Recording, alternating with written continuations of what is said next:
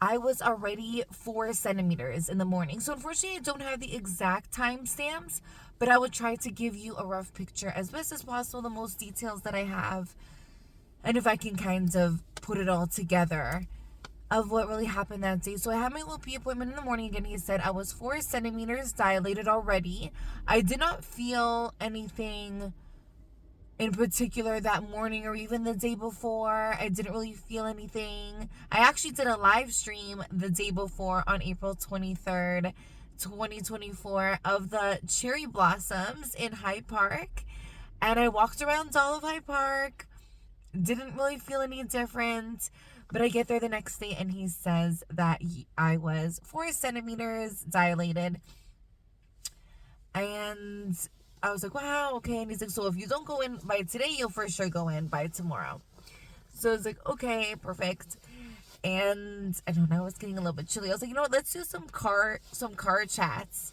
Maybe we'll start that series of just chatting in the car. I've had some good conversations in the car, so maybe that could be our new series. Hopefully it gets a little bit warmer. So 4 centimeters dilated, and then he's like, if you don't go in by today, you'll for sure go in by tomorrow. So I left and actually went immediately to my parents' house, let them know when I was feeling the details, and then I got there and I started feeling a lot of back pressure. So I didn't, thank God, feel any contractions with Everly at all. I just felt pressure in my back, and I wouldn't even say painful pressure, it just was pressure. Hard to explain. Again, like maybe somebody kind of squeezing you from behind, but just pressure, a lot of pressure in my back, especially when I would walk around.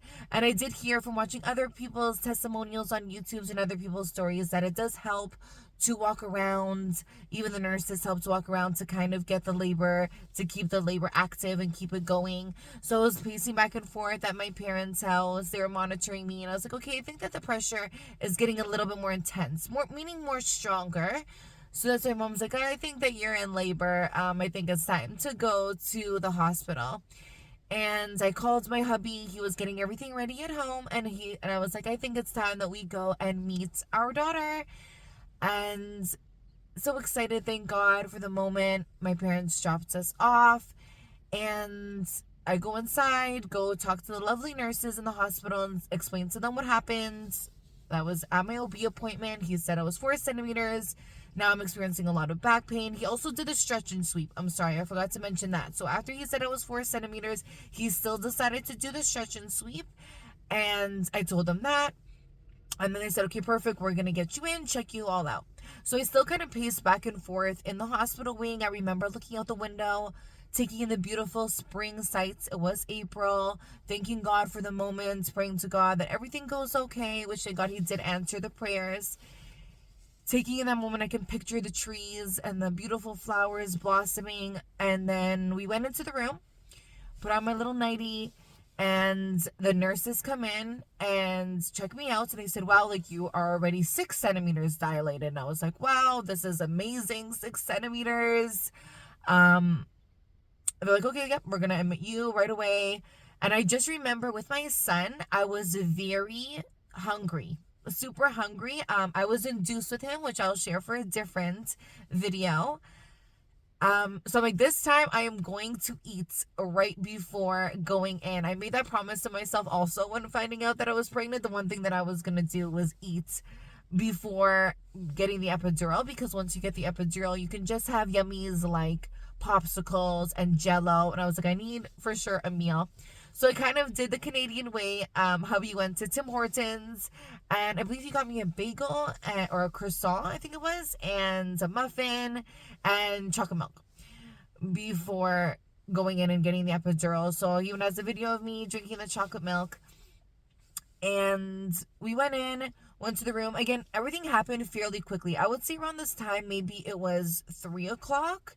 If I'm giving a rough estimate, maybe it's important that I share that. I would say maybe probably about 3 o'clock, 3 to 4 o'clock. So you go in the room, and again, everything happens quite quickly. The lovely nurses come in. They start talking to me, especially these two. They were sharing their stories with me. We were laughing together. They're sharing me their life experiences. Again, I love to hear other people's life experiences. We all have different walks of life, so I love hearing it. So they were talking to me, explaining to me their life experiences. We were talking. They were checking me into the computer, asking the mandatory questions.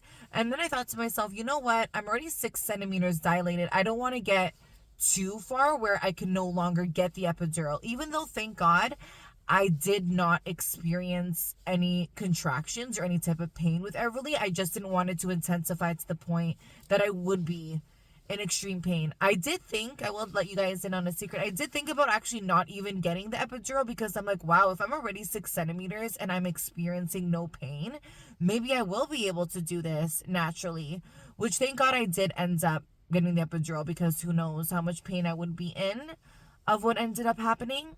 But I was like, you know what? Can I get the epidural? And they're like, yeah, like you're already 6 centimeters for sure. So they ordered the epidural doctor to come in. And before that, the doctor came in who ended up delivering Everly. She came in and she broke broke my water, for Everly to come out because it didn't break at that point, up until that point. And when the doctor came in, she was also again talking to me, telling me her life stories. I said, I explained my faith. I'm very strong in my faith. And I remember her sharing that she didn't know kind of her connection with religion yet. And I thought that was interesting that she shared that because we usually you don't kind of get into that type of topic with a doctor. But I hope after she saw what happened to me, I do believe that she was my guardian angel that day and did save me because of how fast she reacted, how calm she reacted. So maybe this video will get to her, and I thank her so much for what she ended up doing. But she comes in, she breaks the water, and she's like, okay, like, I'll be back. Leaves the room. The lovely nurses again still come in, talking to me. I think the worst part, actually the most painful part prior to Everly's birth was the epidural.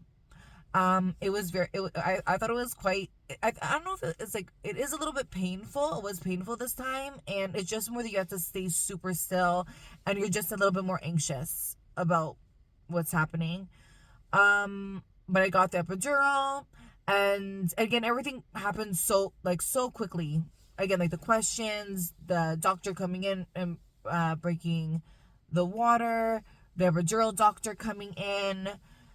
Again, them asking me more questions and saying and sharing some more stories. And then one of the nurses was like, you know what, to keep the contractions going, we're going to also give you one of those big medicine balls and put it between your legs. We're going to kind of try that out just to keep your labor active. We're also still going to give you oxytocin. I believe that's what it's called. The drug to induce labor or to keep like your contractions kind of going. But they're still going to give that. So I'm like, okay, obviously trusting the doctors. And I was like, yeah, no problem. But I was like, oh, I'm already 6 centimeters. I think I'm doing okay naturally, but obviously I don't know. And hopefully maybe somebody can share their opinion on that. So I still have the oxytocin in me, and then they gave me the big medicine ball, which I did not have with Carmelo. And Carmelo's labor process was even longer. It was about a whole 10 hours, and I never was offered a medicine ball. It was just more just to keep pushing. But that's, again, a different video. But they offered the medicine ball, which I thought was kind of cool. So I had that, and then I laid on my side. And then she said, if you experience any more pressure, let us know, though, immediately if you start experiencing more pressure. So I was like, okay. And I was lying down, and the nurse was like, I'm going to leave the room. And when she said that, I do believe our instincts, that little voice inside of us, that conscience, I do believe that's our guardian angels talking to each and every one of us. And I believe my guardian angel told me, do not let her leave the room. You have to tell her that you are experiencing more pressure right now. But my head was kind of like, well, that's so fast. Like, I just got this medicine ball. I don't think so. I don't think, like, it would be too fast. But I'm like, the guardian angel told me, I was like, you know what? I need to listen, especially in moments like this.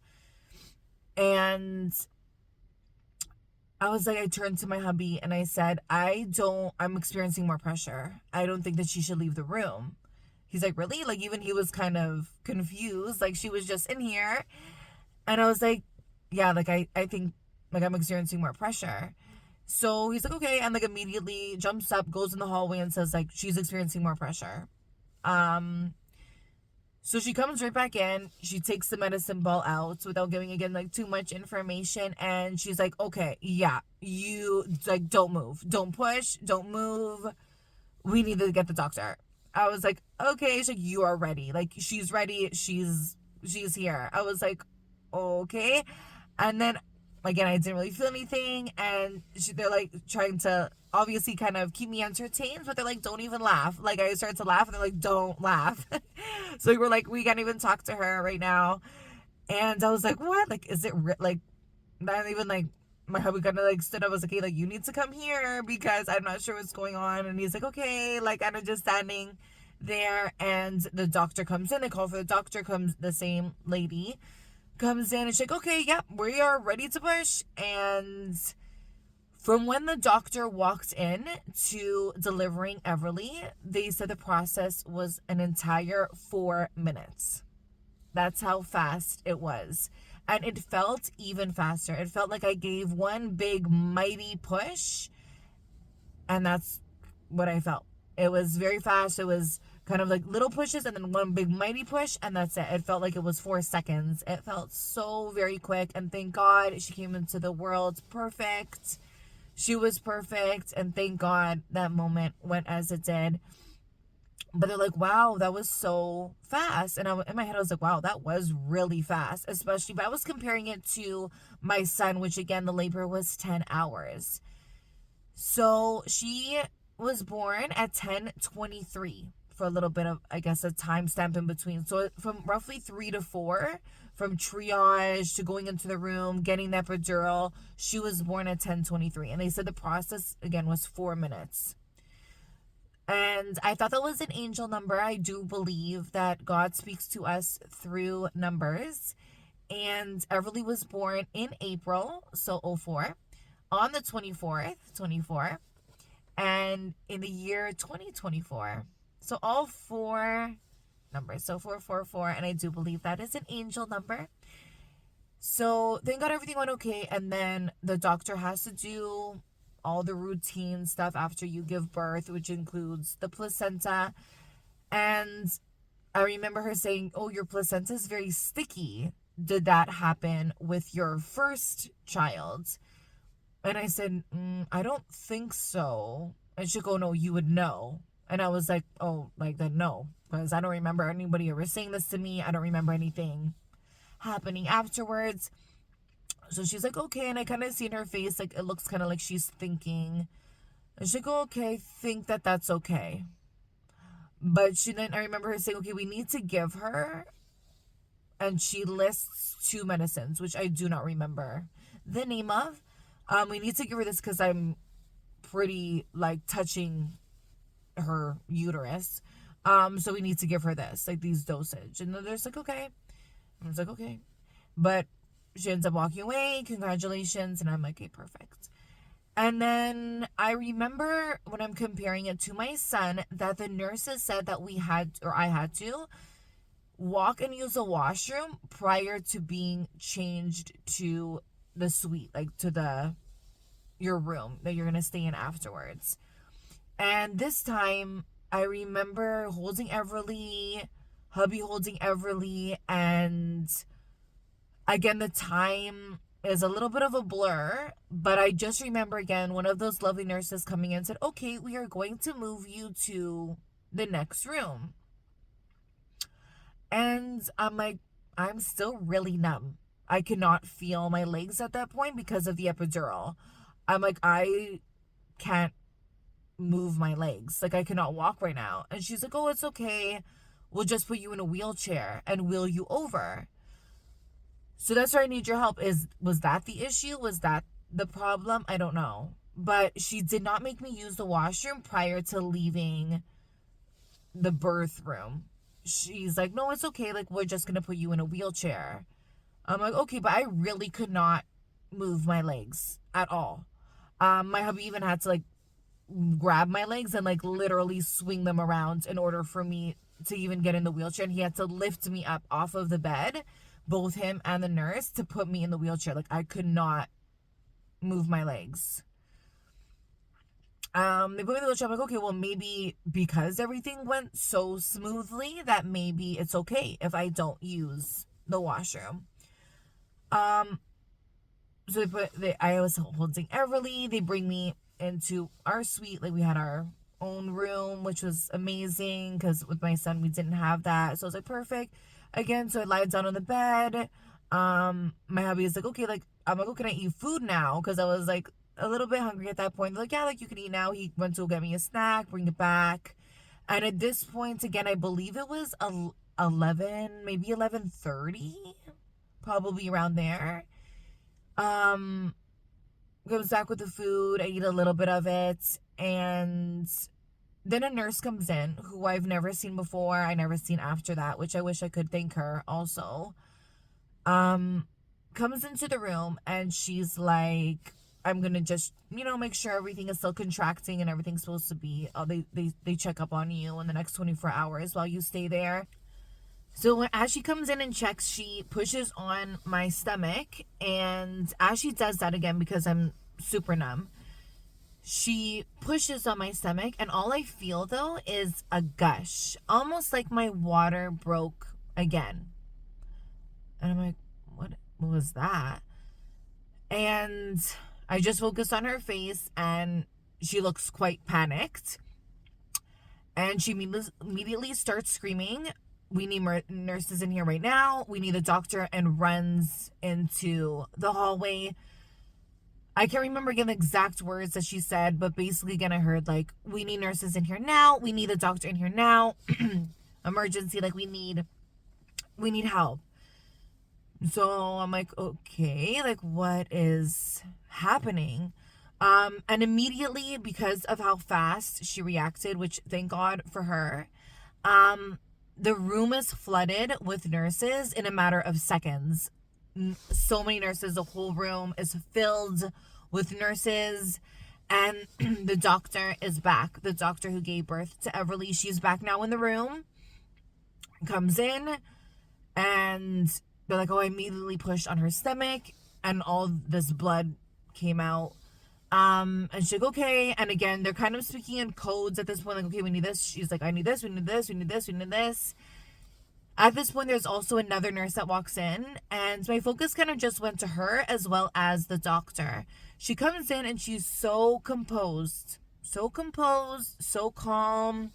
She's getting her needle ready, looking at me, and just puts it in my leg immediately, and just like almost there as a sense of peace. Like, she's like, kind of like, everything's gonna be all right, is kind of the sense I got from her. And I never saw that nurse ever since then. Only saw her for that brief time, and she left the room. I put my focus on the doctor, and again, she's speaking a little bit more in codes of like, okay, we need this, we need that, we need more of that oxytocin. I remember her saying that, and again, she's saying all of these different things. My focus kind of just went to this doctor, kind of trying to read her face, read what's going on, what is happening, her calm, trying to read kind of what's going on. And thank God for this doctor. She remained so composed and so calm throughout it all. Very calm, very composed. She's like, are you okay? How are you doing? Asking me that. And I said, I'm okay. Again, I'm super numb. I don't feel anything at this point. And thank God I did end up taking the epidural, because I'm a person who has severe health anxiety. I am the type of person, I get a headache and I'm immediately Googling why I have a headache, what caused the headache. I get a lot of anxiety when it comes to my health. And I know there's others out there, and it's okay. You're not alone. I am completely like that as well. So thank God I was so calm in that moment. I thank God. Like, God was there with me. The angels were there with me. I truly believe, because I, for sure, in any other instance, would have a severe anxiety attack. I'm very anxious when it comes to health. But I was so calm. I just immediately started focusing on the ceiling, started praying to God, and just focusing on God, not just focusing, just being still and letting God be God. I was just so calm, which is very rare for me, especially in health instances. And the doctor turned to me and said, okay, we are doing the best that we can. You are hemorrhaging. If what we do doesn't help, you are going to have to go into surgery. And what I'm going to do is I'm going to put a balloon in your uterus to help the contractions, to help it contract. But we're going to see. We're going to see what happens. And I'm like, I don't even know what is happening. I actually never heard of like hemorrhaging after birth before. I tried to remain positive while being pregnant. Again, because I have a lot of health anxiety. I like listening to people's stories, but especially if I'm going through something, sometimes I'll listen to it and sometimes I don't. But pregnancy can be, unfortunately, there can be a little bit of a scare, as with anything. But because some things kind of give me anxiety and because I was experiencing such sickness throughout my pregnancy with Everly, I kind of try to avoid any type of scariness or anxiousness as best as I could. And they're like, okay, we're going to move you back into the birthing room, into the room that you were just in. So they rolled me back in. And again, a lot more of the, like the tubes, the IV, her pressing a lot on my stomach, her watching, I guess, like the screens behind me, her again speaking of codes, like she needs this, she needs this, she needs this, listing it. And she's like, again, she's like, I think it's okay, but we're gonna monitor if you do need the surgery, which thank God I ended up not getting it. That part in the room again was quite blurry. I don't know 100% like what they gave me or what happened. I just again remembering a lot of the tubes going at me, the IVs, a lot of nurses switching everything up, and her kind of just monitoring, pressing on my stomach and monitoring the screens. And she's like, okay, we're gonna let it do its job right now. And I was like, well, thank God for you reacting as fast. So I hope that she maybe now believes in religion, because I truly believe that she was an angel sent that day of how fast she reacted and how calm she was. Very calm, very composed. Again, asking me how I am. How are you? How is everything? Are you okay? And she just reassured. She was that sense of peace that I believe that I needed that night. And so she ends up leaving the room, and like in an instant, almost all of the nurses are gone except for about one or two, again, that just stayed in the room monitoring me the whole time. And then I remember feeling very, very cold, extremely cold. And it was like a cold I can't really even explain. It was a cold from the inside, kind of when, when unfortunately you get like a very bad flu and you're just so cold, like shivery and cold, but very extreme like that. That times 1.5 million. It was very cold. Like I was so cold. And at that point I couldn't really speak 100%. Almost like I was very tired also too. And like I tried to, but like almost I felt like the words couldn't come out. And I just remember being able to get out like, I'm so cold, to the nurse, and she was like, okay. And they get I believe it's called a bear blanket. It kind of looks like a floaty that's in the pool that you float on and tan on. And they put it on me, and again I felt like warmth. I know that I think it's supposed to be actually very hot, but I just felt very a warmth on my body, but I was still so cold on the inside, if that makes sense. But thank God it definitely did help, and they put a bunch of blankets on me. And that's where the snippet actually is on my Instagram, where you can see this moment that I'm talking about, the Canadian Disney family. And a lot of people have asked about it. I tried to share a snippet of this story in the caption there, but a lot of people have asked for a little bit more details. Again, to maybe to bring awareness or answers to what really happened. And they put on this blanket on me, and then they put even more blankets on top of that blanket. And at that point, my hubby is allowed to come back in with Everly. And I just remember him walking in and looking at me and saying to nurse, like, her lips are blue. Like, why are her lips blue? Like, she must be cold. Like, why is her lips blue? And he's usually not the one to question anybody. He's very calm. So I kind of knew right away, like, okay, like, I'm not, like, I am feeling cold. This is not just in my head. And them saying like, oh, like, the medicine, like, it has to run through her body. Like, this is what has to happen. I just remember like shaking a lot. Like I could not control my body from shaking. Like it was just so cold that I just kept shaking. I could not control. I tried so hard almost to like focus on it, but I was just focusing again on the ceiling, focusing on God, be still and know that I'm God. I was just trying to be as still as possible, trying to control the shakes, which were it was impossible. I almost had like no control over my body. Again, I couldn't really speak. Um, and thank God, eventually the coldness started to go away. Unfortunately, I was very nauseous. I threw up also at that point. I think because I ate in between. Remember when I gave birth and was transferred to that room, when I asked if I could eat and they said yes. I think because of all now, like the mixture of this medicine and then plus eating, I think that that's kind of what happened there.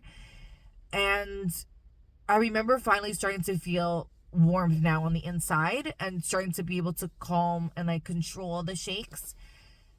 And I remember being extremely thirsty, very thirsty. I've never felt this type of thirst ever. Just very, very, very thirsty.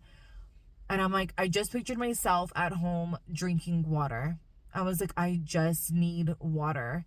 And I remember saying to her, like, I need water. I don't know. I don't know if I said I need water. I'm so thirsty. I'm so thirsty. I remember thinking of Jesus on the cross saying I thirst. I was like, I am so thirsty. I remember thinking I was very, very thirsty. I could not even describe the level of thirst. Like I've never drank water before. And she said, I can't give you water. I can't give it to you. And I was like, I'm really, really thirsty. And she's like, I can't give you anything. So just again, so focused on God. And I remember starting to cry. Just because I saw Everly in the corner of the room, her little pink blanket moving, because my hubby was trying to be beside me. He was also trying to rest a little bit too, and her little pink blanket moving inside her little bassinet. And I was like, oh, I just want to hold her. I just want to hold her so much because with my son, I remember giving birth to him and almost never putting him down. I didn't even want to put him down to change him. I just wanted to hold him the whole time. So I felt so bad that I couldn't just go and hold her.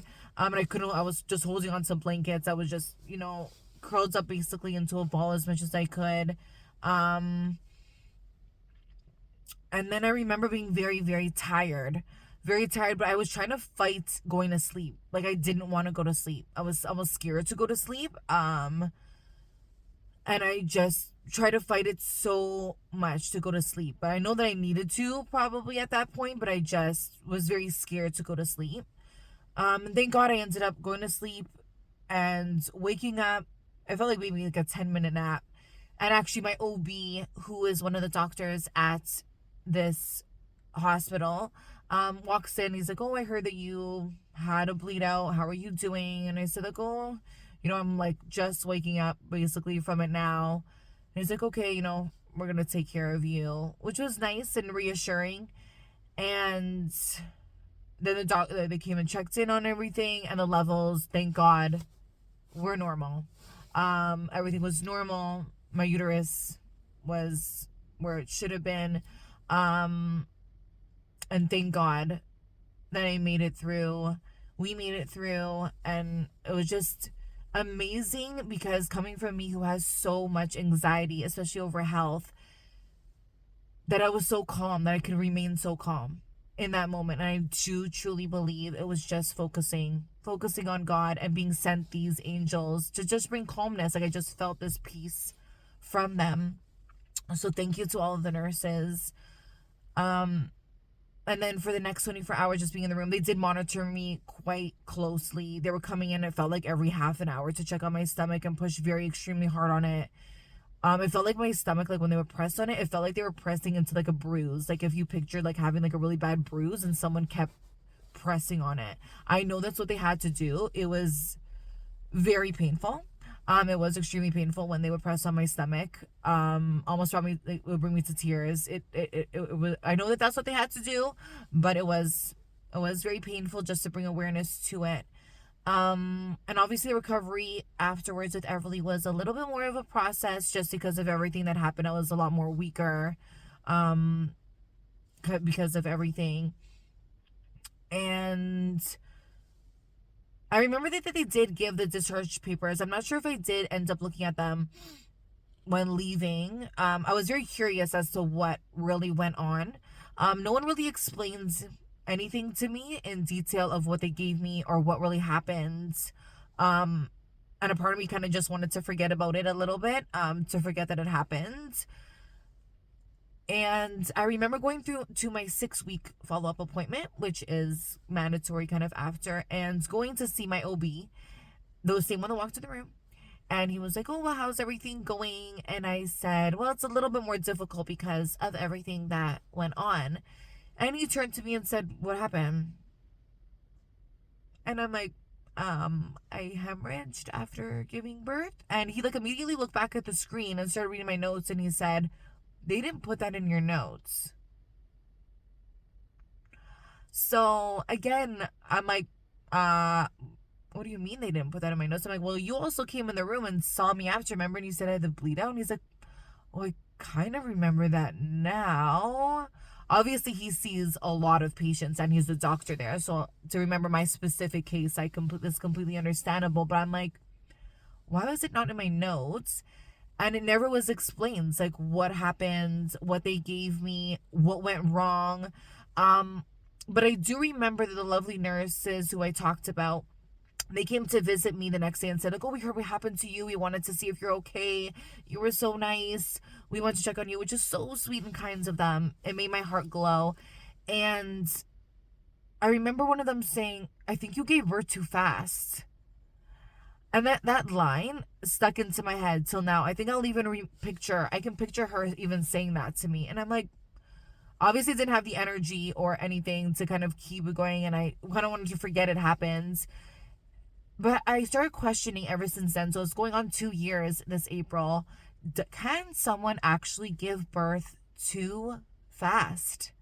Is that a thing? Because I know me personally, I was like, I hope that I give birth in a minute. Like, that is almost every mom's goal that I hear. Like, I hope it goes by so fast.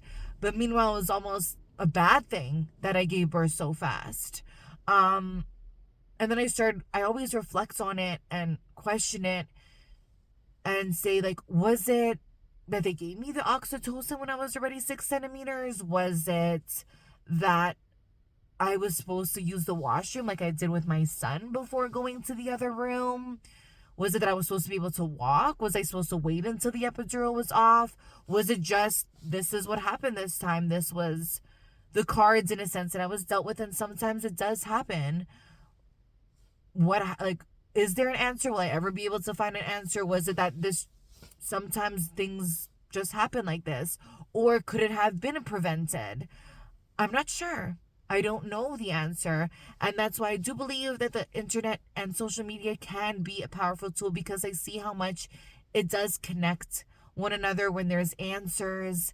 When I read other comments on other health videos of their experience, and it brings me comfort that there are other people who do go through this, not in a good way, but that we're not alone. So I'm hoping that maybe someone out there did experience this, or has experienced or heard it, or has answers, or maybe that the answer is that there is no answer. And I will accept that too, because thank God I made it through and God answered my prayers that day. But I love hearing other people's experience. And even if I do not get any answers from this experience, a huge lesson was taught to me when I was so thirsty. I just pictured the moment of me at home drinking water. And I thought to myself, what a simple moment that I have taken for granted, of drinking water.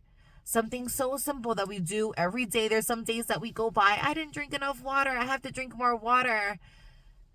And a moment so simple became so significant in an instant.